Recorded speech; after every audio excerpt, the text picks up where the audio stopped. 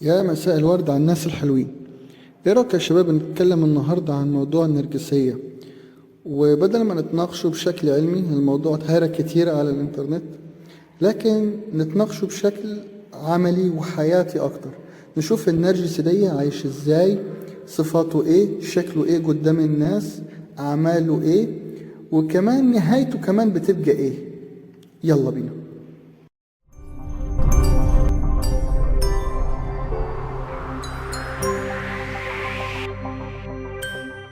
ايه هي النرجسية؟ النرجسية دي نوع من الشذوذ والخلل النفسي.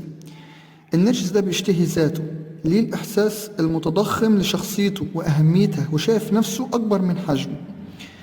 يمكن احنا نكتشف النرجسية مبكرا، نقدر نكتشف انه بشكل مبكر تظهر ملامحها في سن المراهقة.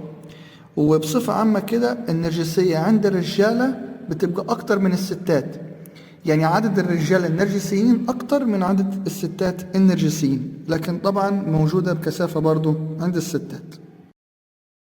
ودلوقتي هنتكلم عن صفاته بصفة عامة كده. تبدأ علاقته بالناس الآخرين بحرارة شديدة ونجاح، لكن بتنتهي بسرعة. شخصيته جذابة ملفتة، مهتمة بمنظره، سهل إنه يقدر يوصل للآخر. شخصية وسيمة متكلمة لطيفة، لكن بعد فترة محدودة بتنكشف كل طباعه. عموما بتنتهي علاقته سريعا، لأنه لا يجد من يغذي احتياجاته، لأنه عايز يكون دايما موضع اهتمام الآخرين. علاقته دايما قصيرة، بلا صديق بلا حبيب، ووحيد. نجده في النهاية بعد فترة من الزمن وحيد قافل على نفسه في أوضة. أما بالنسبة لعلاقته في العمل، من المستحيل أن يخضع لأحد، وصدامي، شخص صدامي، دايما بيصدم من المسؤولين. بيحب يؤمر، محدش يؤمره.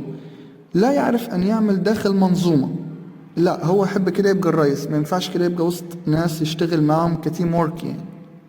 شخصية طبعا ملفتة، خصوصا في الانترفيو، ملهمة ملفتة جدا بشكل كبير. وكمان عندي كم كبير من المعلومات ومظهر وثقته في نفسه، لكن لا يقبل معارضة حتى من رئيسه. في كل معاملاته التقليل من الآخرين، لا يشبع من المديح. طبعا صدماته بالأشخاص الأذكياء والمتميزين والناجحين، لأن دول بيكشفوا على حقيقته، دول فاهمينه صح. أما بقى لو كان رئيس في العمل، لا يقبل أي خطأ من أي أحد، عايش في دور المثالية كده.